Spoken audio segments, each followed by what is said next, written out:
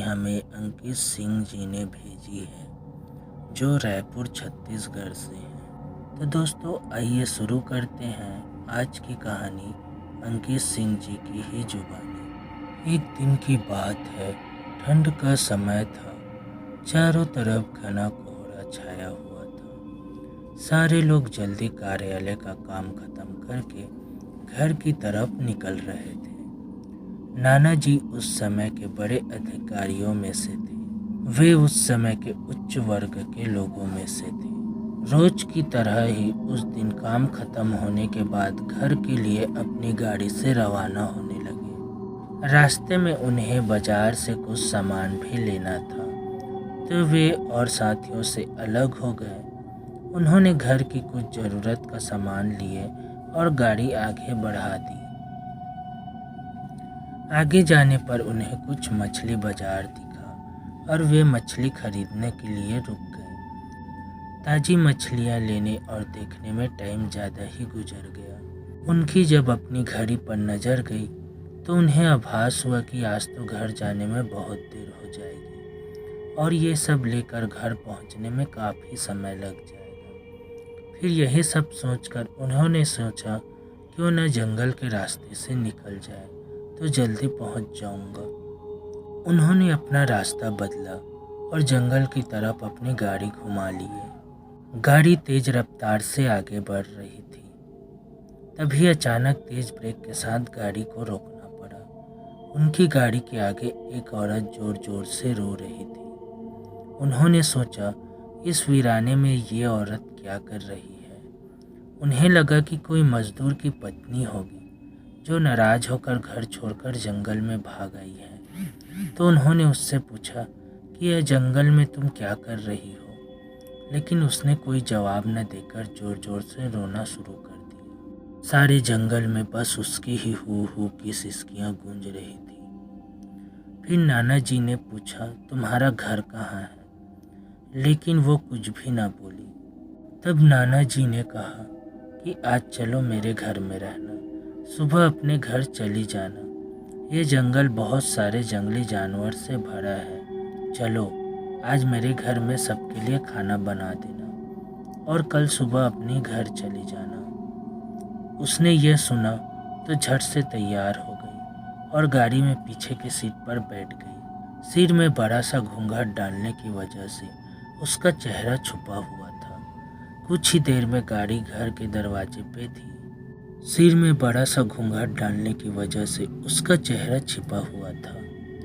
कुछ ही देर में गाड़ी घर के दरवाजे पर थी। घर के लोग कब से उनकी राह देख रहे थे। गाड़ी रोकते ही पापा ने पूछा आज तो बहुत देर हो गई और सारे लोग भी आ चुके हैं। तब उन्होंने सारी बातें अपनी माँ को बताई और कहा कि आज खाना इससे बनवा लो, कल सुबह ये अपने घर चली जाएगी।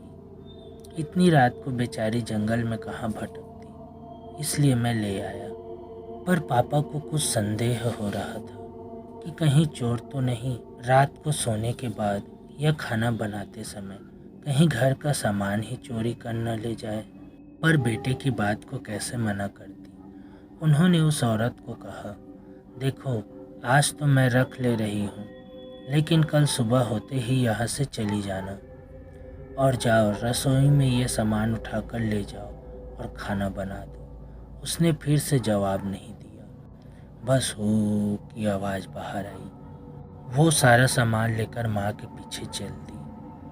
रसोई में सारा सामान रखवा कर माता जी ने उसे खाना जल्दी बनाने की सख्त हिदायत दी, लेकिन उनका मन कुछ परेशान सा था। फिर 10 मिनट बाद वो रसोई में देखने चली गई कि वो क्या कर रही है और उसका चेहरा भी देखना चाहती थी। वहाँ पहुँची तो उन्होंने देखा कि वो मछलियों को थैले से निकाल रही थी।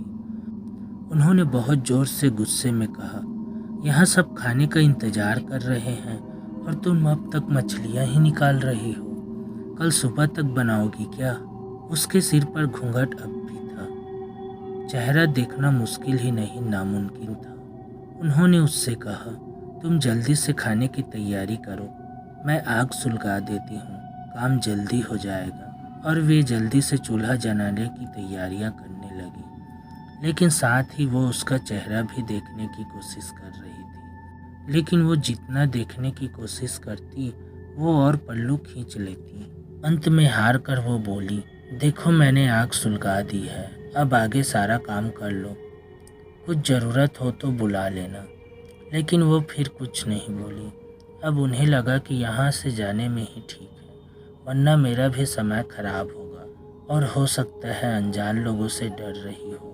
ये सब सोचकर उन्होंने उससे कहा, मैं आ रही हूँ, जल्दी से खाना बनाकर रखना, और वहाँ से निकल गई।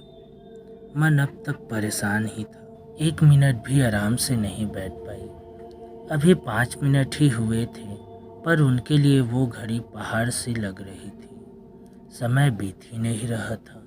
8 मिनट बड़ी मुश्किल से गुजरे और वे तुरंत कुछ सोचकर रसोई की तरफ दौड़ी। जैसे ही उन्होंने रसोई घर का नज़ारा देखा, उनकी आंखें फटी की फटी रह गई। उनके पैर बिल्कुल ही जम गए। न उनसे आगे जाया जा रहा था, न ही पीछे। उनके हृदय की धड़कनें रुक रही थी। वो औरत रसोई में बैठकर सारी कच्ची मछलियाँ खा रही थी। सारे रसोई में मछलियाँ और खून बिखरा पड़ा था। उसके सिर से घूंघट भी उतर चुका था। इतना खौफनाक चेहरा आज तक उन्होंने नहीं देखा था। बाल, नाखून सब बढ़े हुए थे। मछलियाँ खाने में मगन होने की वजह से उसे कुछ ध्यान भी नहीं था और खुशी से कभी कभी आवाज़ें भी निकाल रही थी। रसोई पीछे की तरफ होने की वजह से लोगों का ध्यान भी इधर नहीं आ रहा था। माँ को भी कुछ समझ नहीं आ रहा था कि चिल्लाने से कहीं घर के लोगों को नुकसान न पहुँचाए। वो चुड़ैल से अपने घर को कैसे बचाए, उन्हें समझ नहीं आ रहा था। बस भगवान का नाम ही उनके दिमाग में आ रहा था। अचानक वो आगे बढ़ने लगी उसकी तरफ और झट से एक थाल लिया और चूल्हे की तरफ दौड़ी। तो वो भी कुछ सोचकर अपनी जगह से उठी। माँ थोड़ा सा भी देर नहीं करना चाहती थी। उन्हें पता था कि आज अगर जरा सा भी लापरवाही हुई तो अनहोनी हो जाएगी। चुड़ैल के कुछ करने से पहले ही उन्हें चूल्हे तक पहुंचना था और चूल्हे के पास पहुंचकर उन्होंने जलता हुआ कोयला थाल में भर लिया और चुड़ैल की तरफ लेकर जोर से फेंका। आग की जलन की वजह से वो अजीब सी डरावनी आवाज़ें निकालने लगी। अब तो उसकी आवाज़ें बाहर भी जा रही थी। वो चुड़ैल जोर से हू की आवाज़ें निकाल रही थी और पूरे रसोई में दौड़ रही थी। माता जी को पकड़ना भी चाह रही थी, लेकिन अब सारे लोग रसोई में आ चुके थे। काफ़ी लोगों की भीड़ देखकर वो और भी डर गई थी। लोगों के ऊपर से वो छलांग लगाकर जंगल की तरफ भाग गई और सारे लोग ये मंजर देखकर डरे सहमे से खड़े थे और मन ही मन माता जी की हिम्मत की दाद दे रहे थे।